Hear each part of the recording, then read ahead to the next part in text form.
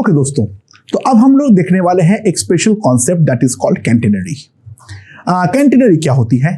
जो मान लो मेरे पास एक रोप है या फिर कोई वायर है या फिर कोई चेन है, अगर मैं उसको 2 पॉइंट से सस्पेंड करता हूं और वो दोनों पॉइंट अगर मेरा सेम वर्टिकल लाइन पर नहीं है, तो due to its own weight this chain, rope और wire is going to slag something like this, और ये कर्व बनाता है, दिस इज कॉल्ड अ कैंटेनरी।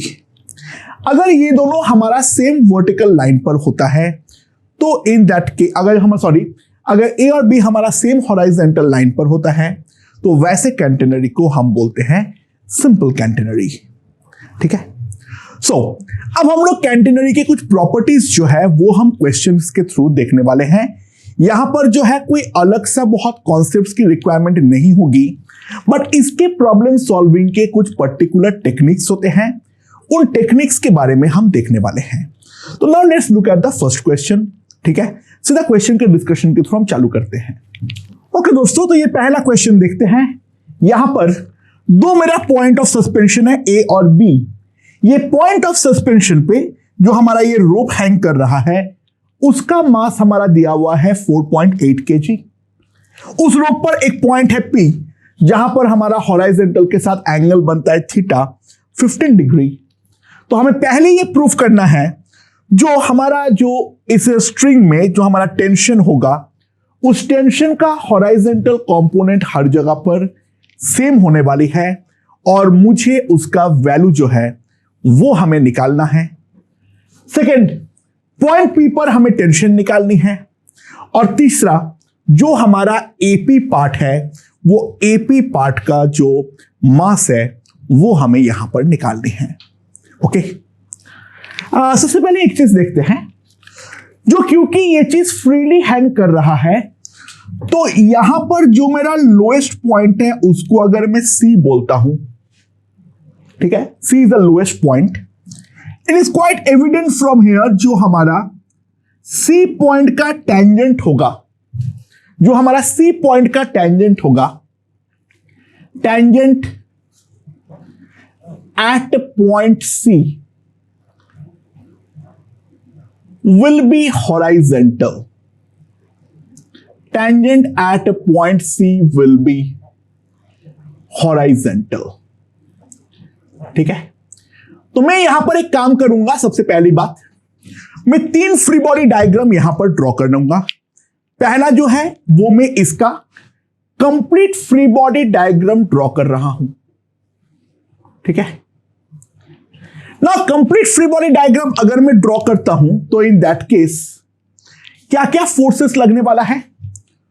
जो हमारा पॉइंट ए है तो वहां पर ए का टेंशन T1 लगेगा, क्योंकि रोप अगर अपने लेंथ के अलोंग, देखो रोप वायर जो भी है ये सब अपना लेंथ के परपेंडिकुलर तो कोई फोर्स नहीं लगा सकता है, तो यहां पर इंस्टेंटेनियस टेंजेंट के अलोंग रोप इस तरीके से T1 लगाएगा, तो न्यूटन्स थर्ड लॉ से ये जो पॉइंट ऑफ सस्पेंशन है ये वापस के पलट के T1 लगाने वाला है, और जो कि हमारा हॉरिजॉन्टल के साथ बनाने वाला है 60 डिग्री।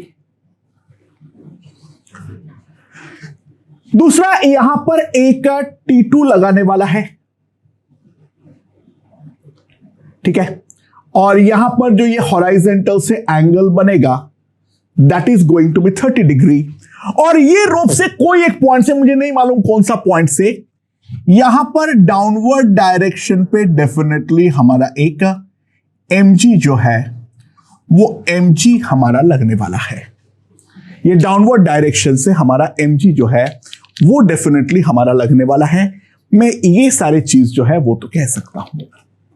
ठीक है, अच्छा, मैं इस रोप के कहीं पर भी काट डालूं, ये वाला रोप को मैं कहीं पर भी काट डालूं तो ऑब्वियस सी बात है, मान लो मैंने पॉइंट सी पर काटा, और पॉइंट सी पे काटने पर उसका जो हाफ बॉडी है उस हाफ बॉडी का फ्री बॉडी डायग्राम ड्रॉ करता हूं, यानी basically I am drawing for the part AC।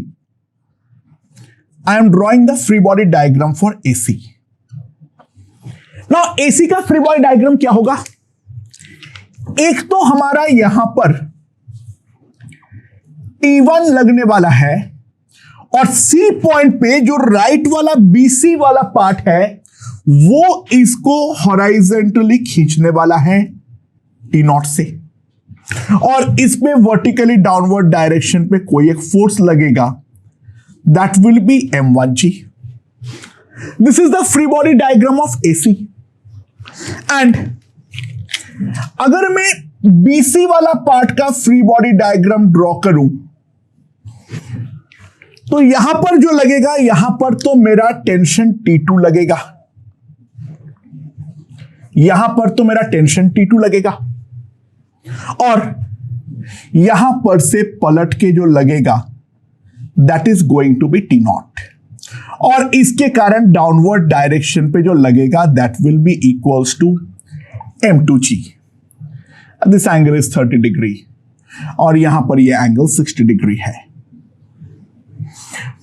तो मेरे जो तीन इंपॉर्टेंट फ्री बॉडी डायग्राम है, मैं सारे क्वेश्चनों में इन तीनों में से कोई एक फ्री बॉडी डायग्राम्स का हेल्प लूंगा. ठीक है, सिंपल कैंटेनरी के केस में ये दोनों फ्री बॉडी डायग्राम हमारा सिमिलर बन जाएगा, बट अदरवाइज मैं इन जनरल भी बोल सकता हूं जो मेरा ये तीन फ्री बॉडी डायग्राम आएगा, या तो कंप्लीट या तो दोनों हाफ्स के फ्री बॉडी डायग्राम हम बनाने वाले हैं. ठीक है, नाउ ट्राई टू अंडरस्टैंड जो पहला वाला पार्ट है, जो हॉराइजेंटल कंपोनेंट को हम इक्वल साबित करना है.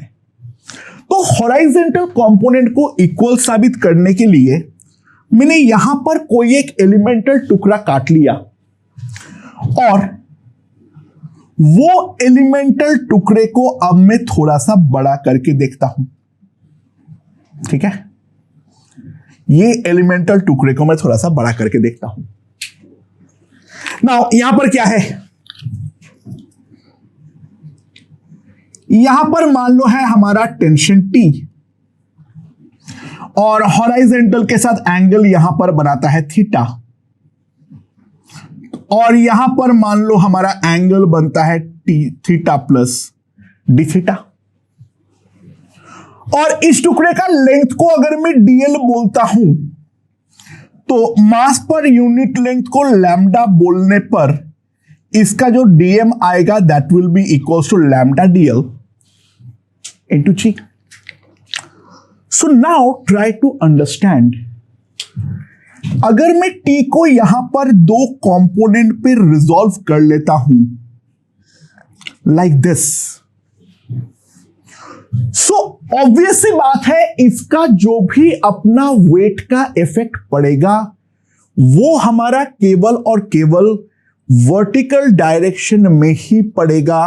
हॉराइजेंटल डायरेक्शन पे डेफिनेटली कोई इफेक्ट नहीं पड़ने वाली है. तो what I can simply write is t cos theta will be t plus dt into cos of theta plus D theta, and in other sense we can also write t cos theta is always constant, और वो जो constant value रहेगी, try to understand C point पे जो tension है, क्योंकि वो purely horizontal है, तो सी पॉइंट का टेंशन को अगर मैं T0 बोलता हूं, कोई भी पॉइंट पे जो हमारा हॉराइजेंटल कंपोनेंट ऑफ टेंशन होगा that is going to be equals to T0. हमें सबसे पहले ये बात को रियलाइज करनी पड़ेगी. So the first part is done, that the horizontal component will remain constant. हाँ, ऑब्वियस सी बात है जो हमारा वर्टिकल कंपोनेंट है उस पर अगर मैं ध्यान दूं, so what I can write is t plus dt, यहां पे टेंशन t प्लस dt है, t plus dt sine of theta plus D theta minus t sine D theta, that will be simply equals to lambda dl into g. That we can write. अच्छा, अब सवाल उठता है जो मेरा T0 की value जो है वो T0 की वैल्यू हमारी कितनी होने वाली है. अच्छा, सबसे पहले इस बात को समझो क्योंकि हमने ये प्रूफ कर चुके हैं जो हमारा हॉराइजेंटल कंपोनेंट हर जगह पे सेम है, तो चाहे मैं यहां पर कंपोनेंट पे रिजॉल्व करूं या चाहे मैं यहां पर कंपोनेंट पे रिजॉल्व करूं, ये दोनों कंपोनेंट तो मेरा टी नॉट और टी नॉट ही आने वाला है. So please try to realise that T1 cos 60 equals to T naught, and यहां से T2 cos 630 that will be equals to also T naught. So what I can write is T1 will be 2T naught and T2 will be equals to 2T naught by root 3.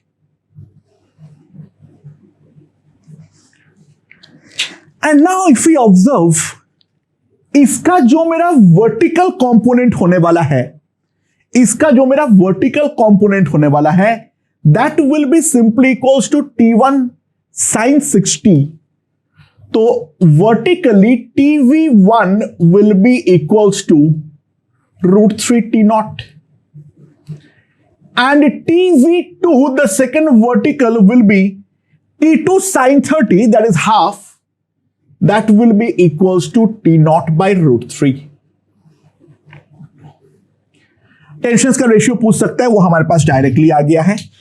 And अगर मैं इस पूरे रोप का vertical equilibrium के बारे में consider करूं, तो simply what I can write is TV1 plus TV2 must be equals to mg. तो T naught into root 3 plus 1 by root 3, that will be equals to mg. And जो मेरा horizontal tension का component आ गया है T naught, that is root 3 mg by 4. Now m is a 4.8. m जो है वो है मेरा पर 4.8. 4.8 into 10 is 48. 48 by 4 is 12. तो जो मेरा हॉराइजेंटल टेंशन का कंपोनेंट आएगा, that will be 12 root 3 Newton. Okay, now अब जो सेकेंड वाला पार्ट पूछा गया है, उस पर पूछा गया है पी पॉइंट का टेंशन. तो यहां पर जो भी है, it is something like this. So P point के बारे में अगर हम बात करें, तो पी पॉइंट पे मान लो टेंशन टी जो है वो मेरा इस तरीके से है. This is going to be theta, that is 15 degree. 15 degree हमें दिया हुआ है. Again, resolve it into two components like this and this.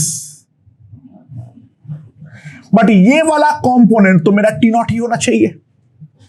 The horizontal component remains constant. Catenary का main important point एक तो है, वो है मेरा horizontal component will always remain constant. So T जो है वो मेरा इस तरीके से है, ये मेरा T naught होना चाहिए. तो what I can write is T cos theta, that must be equals to T naught. Theta is given to be 15 degree and cos 15 is given to be 0.96. So T is equals to 12 root 3.96. तो कितना हो जाएगा मेरे पास? 100 root 3 by 8 आ जाएगा मेरे पास. तो 100 root 3 by 8 तो लिखूंगा नहीं, 4 से डिवाइड कर दो, 25 रूट 3 बाई 2 न्यूटन. ये मेरा पी पॉइंट का टेंशन है. एंड नाउ एपी वाला पार्ट का हमारा वजन पूछा गया है. तो let's draw FBD of part AB. हम AB वाले पार्ट का जो फ्री बॉडी डायग्राम है, वो फ्री बॉडी डायग्राम हम लोग ड्रॉ कर लेते हैं. तो यहां पर जो हमारे पास आएगा this is the point A, this is the point P. यहां पर जो हमारा फोर्सेस लगेगा, यहां पर एक हमारा T1 इस तरीके से लगा है एट एन एंगल ऑफ 60, और P पॉइंट पे यहां पर टेंशन T लगा है at an angle of 15 degree, और इसके अलावा वर्टिकल डायरेक्शन पे लग रहा है M-G, यहां पे M- जो है वो मेरा AP पार्ट का वजन है। सो हॉरिजॉन्टल इक्विलिब्रियम तो ऑब्वियस है। Now if we consider the vertical equilibrium, try to understand T1 sin 60 degree will be equals to T2 sin 15 degree plus M dash into G. That is what we can write. Now T1 का value कितना है? 2T naught. So 24 root 3 into root 3 by 2. That is equals to T2 sin 15. T2 is a 25 root 3 by 2. Sin 15 is given to be 1 by 4 plus a 10 M dash that we can write. And यहां पर अगर हम ध्यान दें तो मेरे पास ये 12 हो गया तो 36, तो M डैश मेरे पास आ जाएगा टोटल 3.6 माइनस, यहां पर अगर मैं 5 से डिवाइड करूंगा तो यहां पे 5 root 3 by 16 kg. I am not calculating any further, ठीक है, सिंपली उसे कैलकुलेट कर लेना, मेरे पास वही आ जाएगा. So it will come out to be 5 root 3. सही किया ना? हाँ, नहीं गड़बड़ किया हूं कुछ, सॉरी कुछ तो गड़बड़ हुआ है. यहाँ पे 25/10 है तो यहाँ पे 5/2 है, नहीं सही है, 5 root 3 by 16 kg, and that will give me the M dash यानी mass of that particular part AP, right? Okay दोस्तों, so now let's look at a modified catenary. यहां पर क्या है, जो हमारा कैंटेनरी है नॉर्मल एक रोप है ऑफ मास M है, वो हैंग्ड है from the same, is a simple catenary, from the same horizontal level it is hung. जो मिड पॉइंट है इसको मैं वर्टिकली डाउनवर्ड डायरेक्शन पे खींच रहा हूं. फिगर देख के लग नहीं रहा है, मैं बता दे रहा हूं, this is the mid point, ठीक है? ओके, सो अब सवाल यहां पर यह है, जो ये एंगल अगर यहां पर हॉरिजॉन्टल के साथ बन रहा है अल्फा, और जो हमारा ये बॉटम मोस्ट पॉइंट है, अगर वहां पर हम जो दो टेंजेंट ड्रॉ कर रहे हैं, वो दोनों टेंजेंट अगर एंगल बनाता है हमारा, दोनों के बीच में एंगल जो है वो अगर हमारा है थीटा, तो हमें एंगल थीटा निकालना है in terms of M, F and alpha. Let's see. सबसे पहली बात अगर हम ध्यान दें तो यहां पर एक तो हमारा ये F लग रहा है, यहां पर एक हमारा Mg लग रहा है, और यहां पर जो है मेरा दोनों टेंशंस लग रहा है, एक है मेरा T1 इस तरफ और एक है मेरा T1 इस तरफ, ठीक है? ये दोनों एंगल्स जो है वो हमारा अल्फा अल्फा है. यहां पर भी हमारा एंगल जो है वो अल्फा ही बनेगा. हॉरिजॉन्टल बैलेंस तो ऑटोमेटिकली होगा, हॉरिजॉन्टल जो है वो तो हमारा ऑटोमेटिकली बैलेंस होगा. और जहां तक रही बात वर्टिकल की, तो इट इज क्लियरली एविडेंट जो 2T1 into sin alpha, that must be equals to Mg plus F. 2T1 sin alpha must be equals to Mg plus F. अच्छा, इसके अलावा अगर हम और ध्यान दें, यहां पर ये वाले पॉइंट पे जो टेंशन है वो इस तरफ मान लो है T2, और ये वाला पॉइंट का यहां पर है मान लो T2. तो ये वाले पॉइंट पे हमारे पास ये जो दोनों टेंशंस लग रहा है वो है मेरा T2 और T2 और उन दोनों के बीच में एंगल जो है that angle is equals to theta, जो कि हम लोग यहां पर देख सकते हैं। ठीक है, अच्छा ऑब्वियसली बात है, मैं एक चीज तो लिख सकता हूं, जो मेरा हॉराइजेंटल कंपोनेंट होगा वो तो हमारा हमेशा ही सेम रहने वाला है। यहां पर अगर हम हॉराइजेंटल के साथ एंगल देखें, ये वाला एंगल, टोटल जो हॉराइजेंटल है यहां पर मैं बाहर लेके आ जाता हूं। ठीक है, यहां पर जो हमारा इंडिविजुअल एंगल बनेगा, यहां पर जो हमारा इंडिविजुअल एंगल बनेगा, तो ये इंडिविजुअल एंगल के लिए मैं ऑब्वियस सी बात है इसको बोल सकता हूं 180 माइनस थीटा का आधा, that will be equals to 90 degree minus theta by 2। और यहां पर जो हमारा टेंशन होगा वो है मेरा T2, तो उसका जो मेरा हॉराइजेंटल कंपोनेंट होगा that will be equals to T2 cos into theta by 2. This will be cos T2 cos theta by 2.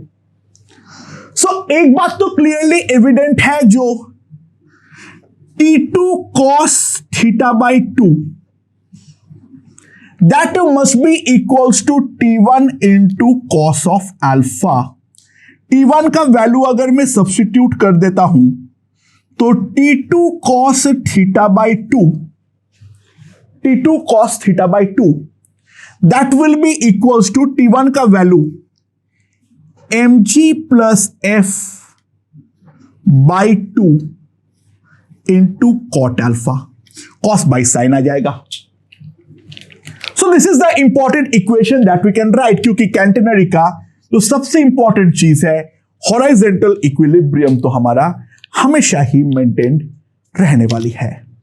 ठीक है, अब जो दूसरा है, एकदम नीचे जो मेरा पॉइंट है जहां पर ये फोर्स अप्लाई हो रहा है, वहां पे एक बहुत छोटा सा टुकड़ा काटो। तो यहां पर अगर मैं बहुत छोटा सा टुकड़ा काटता हूं तो यहां पर इस डायरेक्शन में T2 लग रहा है, इस डायरेक्शन में T2 लग रहा है, ये वाला डायरेक्शन में F लग रहा है। अच्छा, मैं इस खुद का छोटा पार्ट का mg जो है वो ऑब्वियस सी बात है प्रैक्टिकली नेग्लेक्ट कर सकता हूं, क्योंकि ये सब फाइनाइट अमाउंट ऑफ फोर्स है। एक इनफाइनाइटसिमल मास का जो वेट होगा वो भी हमारा इनफाइनाइटसिमल होने वाला है। तो ये वाला बॉडी का इक्विलिब्रियम अगर मैं कंसीडर करूं तो what we can write is 2 T2, यहां से देख लो, इंटू साइन, मैंने यहां पे गड़बड़ किया हूं, गड़बड़ लिखा हूं, सॉरी, मैंने कॉस लेके फिर 90 करना भूल गया, sorry. So it will be sine theta by 2, right? Sorry regarding that, please make the correction. यहां पर साइन आएगा and T2 sine theta by 2 जो हमारे पास ये वाला जो साइन वाला कंपोनेंट आएगा, तो इफेक्टिवली कॉस थीटा बाई 2 बन जाएगा। तो 2T2 cos of theta by 2 that must be equals to F, यानी T2 cos theta by 2 that must be equals to F by 2. Now simply divide the two equations, and dividing the two equations what we get is tan theta by 2 that will be equals to mg plus f divided by f into cot of alpha.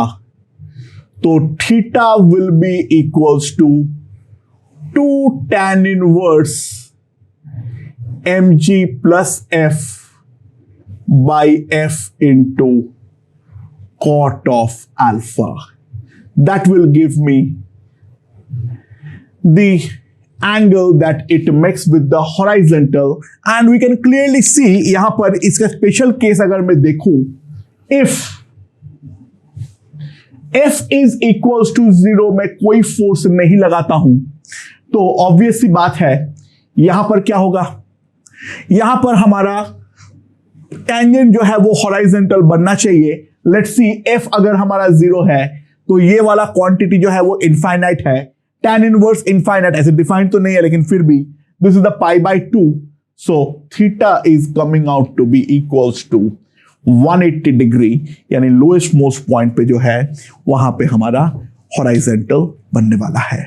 Okay okay दोस्तों, तो अगला question देखते हैं। It is a wall, और wall पे एक peg है A, और दूसरा यहां पर एक छोटा सा, बहुत छोटा सा राउंड सा एक दूसरा पेग है B, और वो पेग B जो है वो कंप्लीटली स्मूथ है, और उसके ऊपर से रोप जो है वो हमारा फ्रीली पास हो सकता है ना। कोई एक इंस्टेंट पे जो है यहां पर जो हम देख सकते हैं, ये वाला जो हैंगिंग पार्ट ऑफ द रोप है, वो हैंगिंग पार्ट ऑफ द रोप उसका लेंथ है 8 मीटर, यानी बाकी ये वाला जो पार्ट है वो है मेरा 5 मीटर, टोटल लेंथ तो 13 मीटर है। ठीक है, यहां पर सिस्टम जो है, सिस्टम इज इन इक्विलिब्रियम,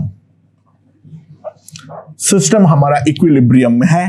तो सवाल यहां पर यह है, जो रोप का एंड है A, ये वर्टिकल के साथ कितना एंगल बनाता है थीटा A एंड पे, और दूसरा जो हमारा B है, उस B के ऊपर रोप कितना फोर्स लगा रहा है, ये चीज हमें यहां पर निकालना है।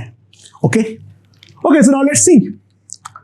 अच्छा, ऑब्वियस सी बात है A और B, क्योंकि हमारा सेम हॉराइजेंटल लेवल पे है, तो ऑब्वियसली A और B पॉइंट पे हमारे सिमेट्रीज होंगे, और A और B पॉइंट पे सिमेट्री को रखते हुए हम बोल सकते हैं ये वाला पार्ट क्योंकि हमारा कैंटिनरी है, तो यहां पर अगर हमारा एंगल थीटा बन रहा है, तो B एंड पर भी वर्टिकल के साथ जो एंगल बनाएगा that is going to be equals to theta.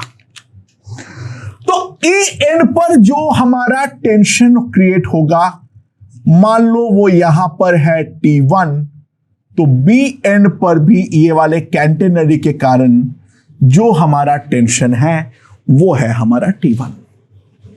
ठीक है, इसका मास पर यूनिट लेंथ को लैम्डा मान लो, तो ये वाला जो AB पार्ट ऑफ कैंटेनरी है, इसके ऊपर डाउनवर्ड फोर्स जो लग रहा है that will be equals to 8 lambda G।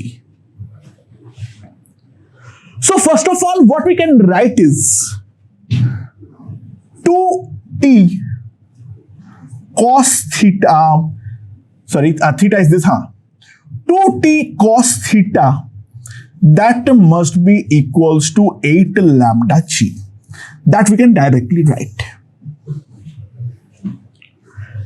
अब दूसरा इक्वेशन कहां से आएगा? हॉराइजेंटल लिख के मैं कुछ नहीं कर पाऊंगा, क्योंकि मैं लोएस्ट पॉइंट का भी बारे में कोई इंफॉर्मेशन मेरे पास नहीं है, टेंशंस वगैरह का, तो हॉराइजेंटल लिख के तो मैं कुछ नहीं कर पाऊंगा। Now let's look at the peg B, let's look at the peg B।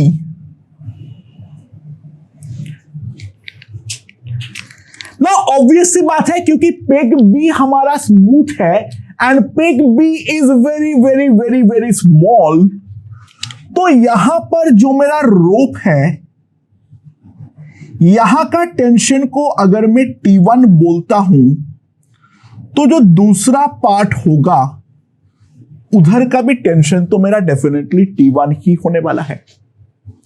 यहां का टेंशन अगर मेरा T1 है, तो दूसरे वाले साइड पर भी टेंशन जो है वो तो डेफिनेटली हमारा T1 ही होने वाला है, and that is due to the fact जो हमारा ये स्मूथ है एंड बहुत ही ज्यादा छोटा है, यानी उतने पार्ट का वजन का कोई इफेक्ट नहीं है।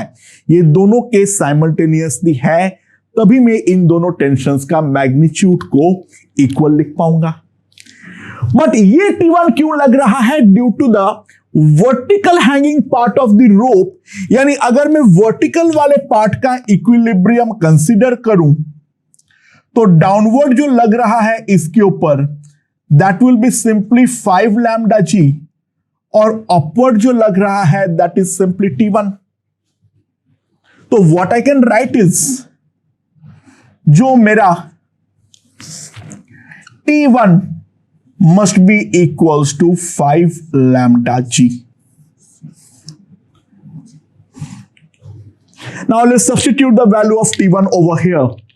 what we get is 10 lambda g cos theta is equals to 8 lambda g. So cos theta is equals to 4 by 5. Yani theta will come out to be equals to 37 degrees. Theta will simply come out to be equals to 37 degrees. ठीक है?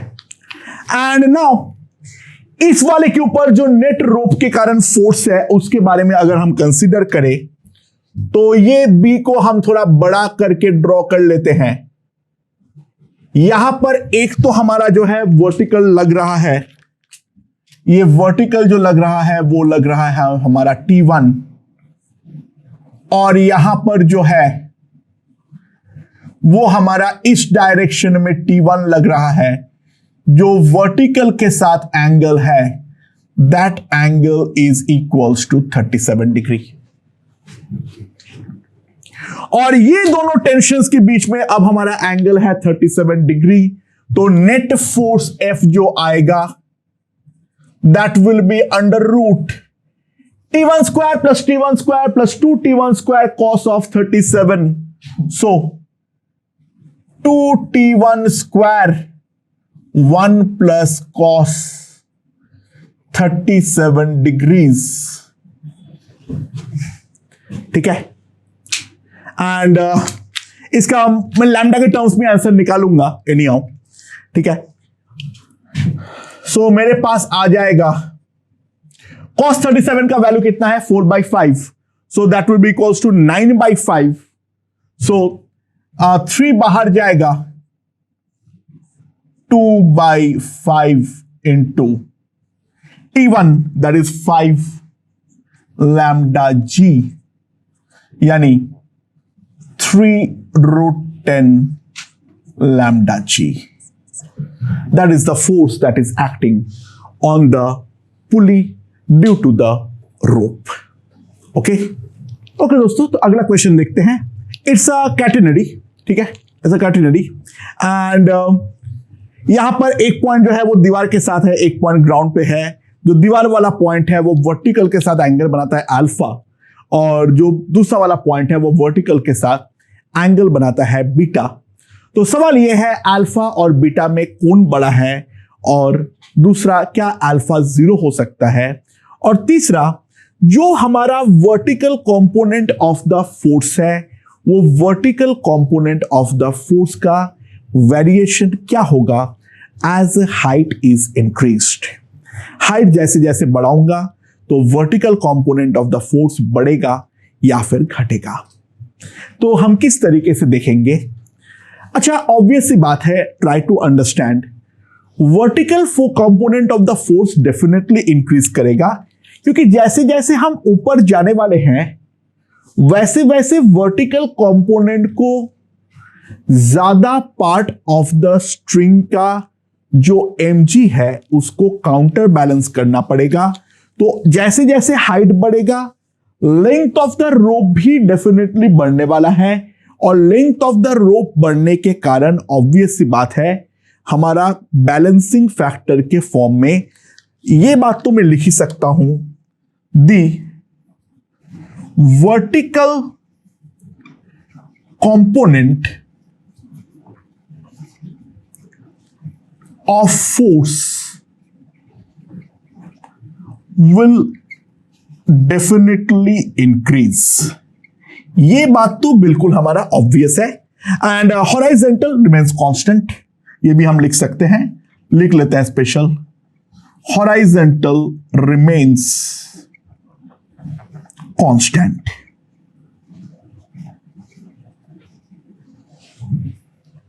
ठीक है,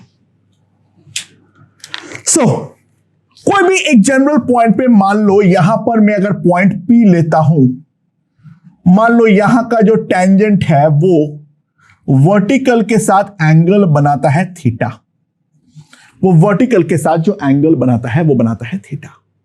ठीक है, okay. तो इसका free body diagram अगर मैं ड्रॉ करता हूं, ठीक है,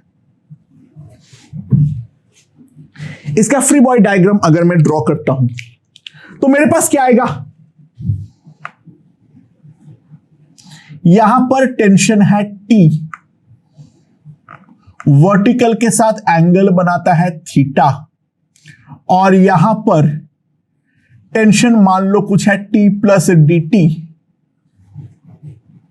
और यहां पर जो हमारा वर्टिकल के साथ एंगल बनता है वो बनता है मान लो थीटा प्लस डी थीटा। ठीक है, ओके। सो इसके अलावा यहां पर जो हमारा वर्टिकल फोर्स लगेगा that will be lambda dl into g. ठीक है, so what can it write, मैं पहले तो ये लिख सकता हूं जो T sin theta remains constant, T sin theta remains constant. तो मैं यहां पर लिख लूंगा जो T sin थीटा मान लो मेरे पास है K, T sin थीटा को मैं मान लेता हूं ये K है। ठीक है, नाउ वर्टिकल डायरेक्शन के बारे में मैं क्या लिख सकता हूं, वर्टिकल डायरेक्शन के बारे में क्या लिख सकता हूं, यहां पर वर्टिकल डायरेक्शन के बारे में अगर हम ध्यान दें तो मेरे पास आएगा T plus dt cos of theta plus D theta minus t cos theta, that will be equals to lambda dl into g. ठीक है, and that can be also written as simply d of t cos theta. T cos theta में जो हमारा change आएगा that will be equals to lambda dl into g। इस चीज को हम लोग इस तरीके से लिख सकते हैं, जो हमारा कुल मिला के t cos थीटा पर चेंज आएगा वो t cos थीटा का टोटल चेंज जो होगा that will be equals to lambda dl into g, right? So T का वैल्यू यहां से लिख दो तो D ऑफ K cot theta lambda dl into g, right? D of K cot theta that will be equals to lambda dl into g. So now please try to understand, ये वाला quantity है greater than 0, तो obvious सी बात है K cot theta is increasing, K cot theta is an increasing function, और K cot theta क्योंकि हमारा एक इंक्रीजिंग फंक्शन है तो cot थीटा खुद जो है वो हमारा एक डिक्रीजिंग फंक्शन है। तो K cot थीटा अगर हमारा इंक्रीजिंग फंक्शन है तो सिंपल सी बात है, try to understand, theta is a decreasing function. तो जैसे जैसे हम ऊपर जाएंगे हमारा वर्टिकल के साथ जो एंगल बनेगा वो हमारा कम होता रहेगा, तो ऑब्वियस सी बात है beta will be greater than alpha. तो बीटा जो होगा वो हमारा अल्फा से तो हमेशा कम होने वाला, ज्यादा होने वाला है ही है। वर्टिकल के साथ यहां पर जो एंगल बनेगा और यहां पर जो एंगल बनेगा, बीटा का वैल्यू डेफिनेटली मेरा अल्फा से कम होने वाली है, ज्यादा होने वाली है। And last, can alpha be 0? Alpha 0 नहीं है। ट्राई टू अंडरस्टैंड, अल्फा 0 करने का मतलब यह है जो यहां पर जो टेंशन होगा that will be purely vertical, तो horizontal component of the force जो है वो horizontal component of the force वहां पर समाप्ति हो गया है। हाँ, कुछ लोग तुम लोग ये बोल सकते हो तो सर क्यों ना हम पॉइंट बी को वर्टिकली पॉइंट ए के नीचे ला देते हैं, वहां पे फिर अल्फा और बीटा जो है वो हमारा, अल्फा जो है वो 0 हो जाएगा, बीटा जो है वो हमारा 90 कितना हो जाएगा, सॉरी बीटा भी हमारा 0 हो जाएगा, बढ़िया है। उसमें सिंपल बात है, वो कैंटेनरी नहीं है। कैंटेनरी के लिए पहला कंडीशन ही हमारा ये बोला हुआ है जो वहां पर दोनों हमारा सेम वर्टिकल लाइन पे सस्पेंशन नहीं होना चाहिए। तो ऐसा क्वेश्चन कभी एग्जाम में आए और हमें पूछे तो क्या हमारा अल्फा 0 हो सकता है, हम बोलेंगे as TH is constant, TH is a constant, we can simply say that alpha can never be equals to 0 degree. दोनों को सेम वर्टिकल लाइन पे लाना अलाउड नहीं है। ओके